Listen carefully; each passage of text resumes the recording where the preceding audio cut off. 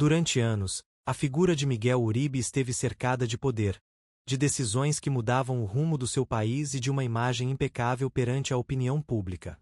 Mas por trás dos discursos e das câmeras, havia um silêncio que pesava como uma pedra. Hoje, entre lágrimas, sua própria esposa rompe o pacto de silêncio e revela um segredo tão doloroso que pode mudar para sempre a forma como o lembramos. Quem era realmente Miguel Uribe quando ninguém o observava? Durante anos, a esposa de Miguel Uribe carregou um peso impossível de imaginar, um segredo que a consumia lentamente, como uma ferida aberta que nunca cicatrizava. Ela havia jurado, com lágrimas nos olhos e a voz trêmula, que jamais o revelaria. Era um pacto de silêncio selado não apenas pelo medo, mas também por amor, vergonha e até por um estranho senso de lealdade a um homem que, publicamente, parecia intocável. Nos corredores do poder, Miguel Uribe era um alto funcionário respeitado, um símbolo de disciplina e estratégia. Ninguém suspeitava que sua esposa, enquanto sorria em eventos oficiais e posava para fotos familiares, escondia um tormento que a mantinha acordada todas as noites. Dormia ao lado de um homem cuja verdade estava enterrada, sepultada sob a fachada de político honrado. Mas o silêncio tem um limite, e quando a dor se acumula durante anos, chega um momento em que a alma já não aguenta mais. Naquela noite, a noite da confissão, diante de um grupo restrito de jornalistas, sua voz tremeu, suas mãos se crisparam e seu olhar se perdeu, como se estivesse presa em uma lembrança insuportável. Entre soluços, ela disse as palavras que mudariam tudo. Calei por tempo demais. Guardei algo que me destruiu por dentro. Hoje, preciso me libertar dessa sombra. O que ela estava prestes a dizer não era um boato, nem um simples mal-entendido. Era um segredo com força para dinamitar a memória de um homem de Estado. Sua confissão abriu uma rachadura que ninguém poderia fechar. Miguel Uribe não era apenas um alto funcionário, era um símbolo de ordem, disciplina e autoridade. Diante das câmeras, sua imagem era impecável. Homem de família, esposo exemplar, servidor público dedicado ao seu país. Mas por trás dessa fachada, escondia-se um homem com sombras que poucos chegaram a vislumbrar. Ao romper o silêncio, a esposa não falou de um erro passageiro, nem de um deslize ocasional. O que ela revelou foi a existência de uma vida dupla cuidadosamente construída. Miguel Uribe era dois homens em um. O líder honrado que se mostrava ao povo e o ser humano atormentado que vivia atrás das portas fechadas de sua casa. Durante anos, ela fingiu não ver, mas cada ausência prolongada, cada ligação telefônica no meio da noite, cada explicação pela metade começou a se transformar em peças de um quebra-cabeça impossível de ignorar. Em público, falava-se de compromissos oficiais. Em privado, ela sabia que havia algo mais. Uma vida paralela, cheia de segredos, de encontros ocultos, de decisões que a afastavam cada vez mais dele. O mais perturbador era que esse outro lado de Miguel Uribe não se resumia a infidelidades ou aventuras passageiras. Era um mundo muito mais complexo, tecido de influências, pactos nas sombras e lealdades perigosas. A esposa descreveu, angustiada, como às vezes ele chegava em casa com o rosto cansado, o olhar perdido e um silêncio que congelava o ambiente. Ela ouvia sua respiração, mas sentia que ele não estava ali, como se parte dele vivesse em outro lugar, em outra vida, com outras pessoas que nunca mencionava. A vida dupla não era um boato, era uma certeza que ela mesma presenciou, uma ferida que foi se aprofundando até torná-la uma cúmplice involuntária, pois calar também era participar. O público o via como um homem íntegro, mas, na intimidade, sua esposa convivia com um estranho, e esse estranho, segundo ela confessou, carregava segredos que não apenas a afetavam, mas que podiam alterar a forma como a história lembrará de Miguel Uribe. Quando a verdade começou a surgir entre as lágrimas e as palavras contidas por anos, o ambiente ficou suspenso, como se todos ali soubessem que estavam ouvindo algo que jamais poderia ser esquecido. As revelações continuaram, cada frase mais pesada que a anterior. Ela falou de encontros em lugares escondidos, de nomes que nunca ousou repetir em voz alta, de documentos que desapareceram misteriosamente e de decisões tomadas longe dos olhos do público, mas que afetaram a vida de milhares. Contou como, em certa ocasião, encontrou um envelope escondido no fundo de uma gaveta trancada.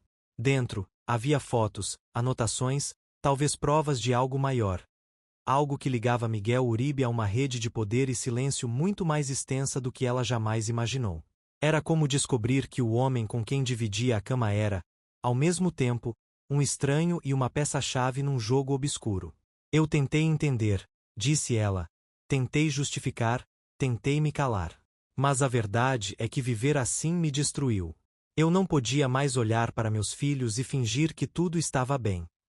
As últimas palavras foram quase sussurradas, como se tivesse medo de que, ao pronunciá-las, algo irreversível acontecesse. Miguel Uribe não era apenas meu marido. Era outro homem quando ninguém o via. E esse homem foi capaz de coisas que nem eu consigo perdoar. O impacto da confissão foi imediato.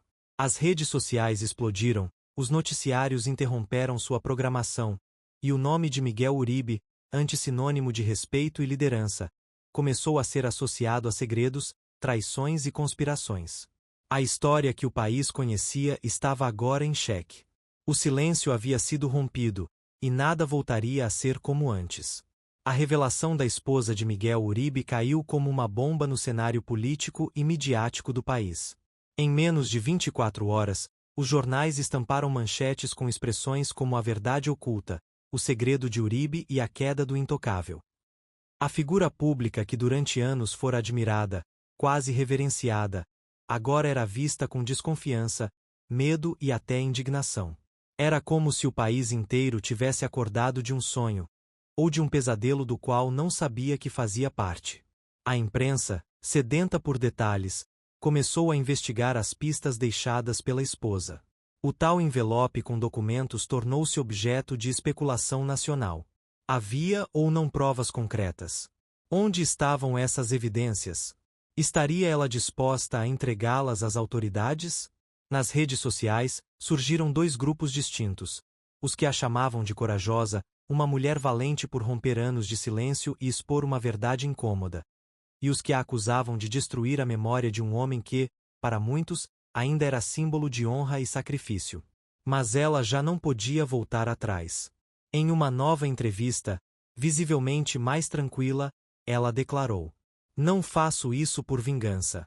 Faço porque precisei me proteger durante anos de uma realidade que me esmagava." Miguel não era um monstro, mas também não era o herói que todos pintaram.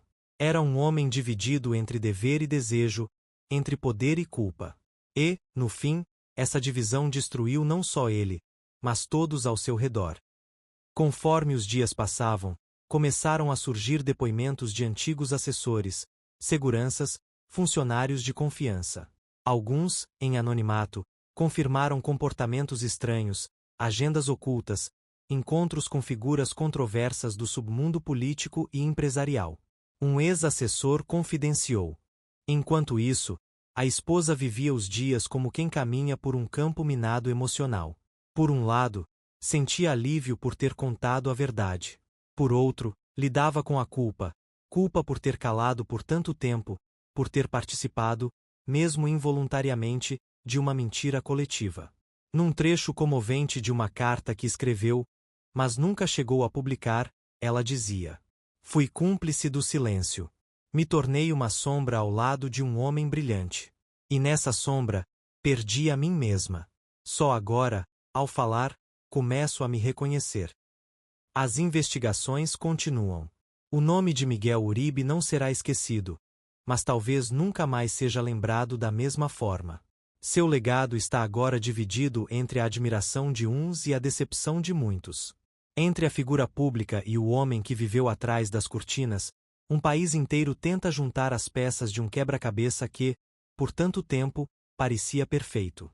No fim, talvez a maior revelação não tenha sido apenas sobre ele, mas sobre todos nós, sobre como escolhemos o que ver, o que ignorar, o que fingir não saber. A esposa de Miguel Uribe não apenas revelou um segredo. Ela acendeu uma luz em um quarto que muitos preferiam manter na escuridão. As semanas que se seguiram foram de turbulência. Não apenas no mundo político, mas também nas vidas das pessoas que haviam admirado Miguel Uribe durante décadas. Havia um sentimento coletivo de traição, como se a verdade revelada por sua esposa tivesse rasgado não só a biografia de um homem, mas também a confiança de um povo inteiro em suas instituições. Nas escolas, professores debatiam com os alunos se os feitos públicos de um homem deveriam ser apagados por suas falhas privadas. Nas universidades, surgiram seminários com títulos como O Mito do Herói Nacional e Miguel Uribe, Entre a Glória e a Mentira. O país estava em processo de catarse. Enquanto isso, a esposa de Uribe continuava em reclusão, recusando qualquer tipo de aparição pública. Mesmo protegida por amigos próximos e advogados, enfrentava ameaças anônimas, tentativas de intimidação e acusações de estar destruindo a reputação de um patrimônio nacional. Mas ela já havia decidido que não voltaria atrás. Foi então que decidiu entregar o envelope. Aquele que encontrara anos antes, escondido numa gaveta secreta do escritório do marido. O conteúdo, segundo ela, não era apenas comprometedor, era explosivo. O Ministério Público confirmou o recebimento do material e, em poucas horas, começou a vazar para a imprensa parte do conteúdo. Contratos assinados com nomes falsos, transferências bancárias para paraísos fiscais, imagens de reuniões com figuras associadas ao crime organizado e até trechos de cartas escritas à mão por Miguel, nas quais demonstrava um lado obscuro, paranoico, manipulador.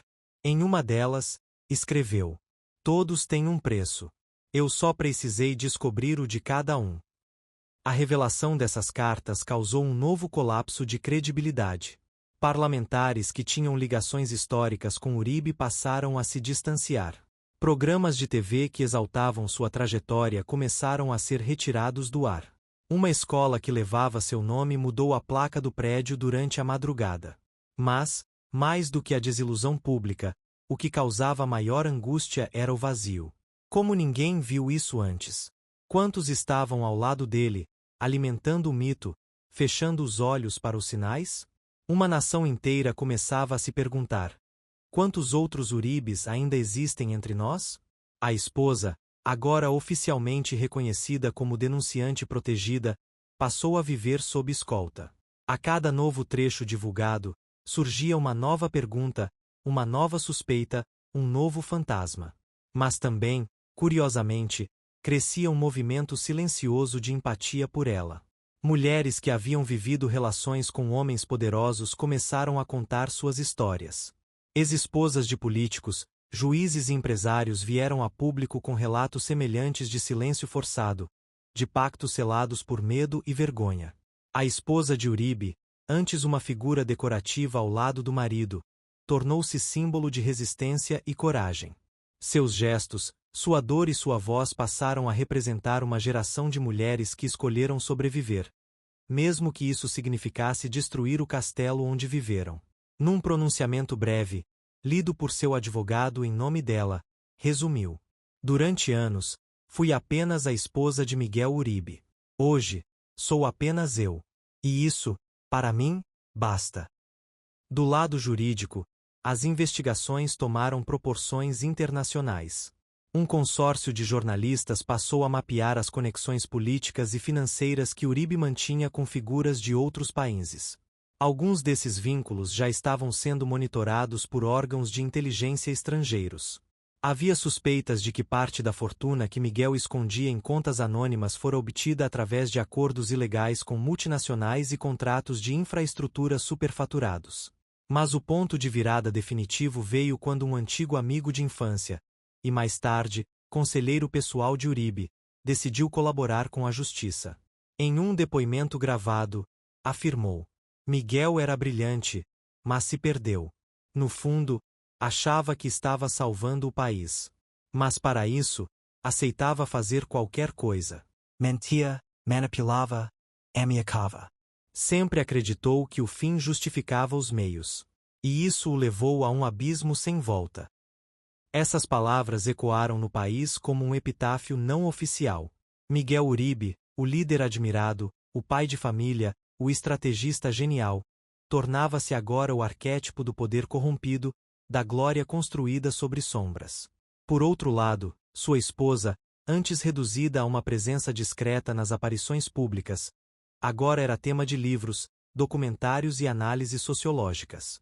Tornou-se, contra sua vontade, um símbolo de libertação e denúncia. Mas ela recusava todos os convites para transformá-la em celebridade. Em uma carta privada enviada a uma amiga, escreveu: "Não quero ser lembrada como heroína. Quero ser esquecida como vítima. Só desejo que nenhuma outra mulher tenha que calar o que precisei calar. E que, se calar, que um dia encontre forças para falar." O país, por fim, não pôde enterrar Miguel Uribe com as honras previstas. O mausoléu construído para abrigar seus restos mortais foi desativado. SCU Funeral FOI Descrito. Limitado a poucos familiares e antigos colaboradores. Não houve cobertura ao vivo. Não houve discursos oficiais. Apenas o som distante de uma história que se despedia de si mesma. O que restou de Miguel Uribe não foi apenas a lembrança de um homem caído, mas a certeza de que o silêncio pode ser tão político quanto qualquer discurso. E que, às vezes, a verdade não vem para vingar, mas para libertar. Meses após a morte discreta de Miguel Uribe, o país ainda tentava se recuperar do terremoto político e emocional que sua queda havia causado. O que antes parecia uma página virada começou a ser revisitada sob novos ângulos. Análises profundas, livros que investigavam o caso, entrevistas com especialistas em corrupção e poder. O legado de Uribe estava dividido. Para alguns, uma mancha irreparável. Para outros, uma lição dolorosa sobre a fragilidade das instituições. Mas para a esposa, aquela que ousou romper o silêncio, a batalha estava longe de acabar. Com o passar dos meses e anos, a figura de Miguel Uribe continuou a ser um tema complexo no imaginário coletivo do país. Embora oficialmente desacreditado, seus feitos públicos não podiam simplesmente ser apagados, e sua influência, direta ou indireta, ainda se fazia sentir. Em muitos círculos, a discussão já não era apenas sobre ele, mas sobre o sistema que permitirá que um homem com tantos segredos tivesse tanto poder. Na academia, a figura de Uribe tornou-se objeto de estudo para cientistas sociais, historiadores e especialistas em ética pública. Surgiram teses e artigos que analisavam não só sua trajetória, mas o contexto que a possibilitou, uma cultura política marcada por pactos de silêncio, por omissões e por conivência. A esposa de Uribe, por sua vez, se tornou uma figura ainda mais discreta, preferindo trabalhar nos bastidores de sua fundação. Mas, de vez em quando, participava de eventos importantes, sempre com um discurso firme e emocionante sobre a importância da verdade e do enfrentamento da violência, não só física, mas também psicológica e institucional. Um dos momentos mais marcantes ocorreu durante uma conferência internacional sobre direitos das mulheres, realizada em uma capital europeia. Ao subir ao palco, ela recebeu uma ovação de pé. Com voz firme, falou: "Minha história não é única. Muitas mulheres, em muitos lugares, vivem silenciadas, vítimas de estruturas que as querem invisíveis. Romper esse silêncio é um ato revolucionário. É uma luta diária, que exige coragem e solidariedade." Essa declaração ecoou em todo o evento, inspirando ativistas e representantes de governos a repensar políticas e a intensificar o combate às desigualdades. Enquanto isso, no âmbito político interno, o país passou por reformas significativas. Novas leis foram aprovadas para garantir maior transparência nos cargos públicos, fortalecer os mecanismos de denúncia e proteger quem decide falar. A figura de Uribe foi, simbolicamente, utilizada como exemplo do que não deveria se repetir. Mas, como toda transformação, o processo foi lento e doloroso. Muitos tentaram resistir às mudanças, buscando preservar velhas práticas ou minimizar os danos. A polarização política aumentou, e o país enfrentou momentos de tensão, com protestos, debates acalorados e disputas nos tribunais. Em meio a tudo isso, a esposa de Uribe continuava sua missão silenciosa. Recusava prêmios e homenagens, afirmando que seu trabalho era uma obrigação moral, e não uma busca por reconhecimento.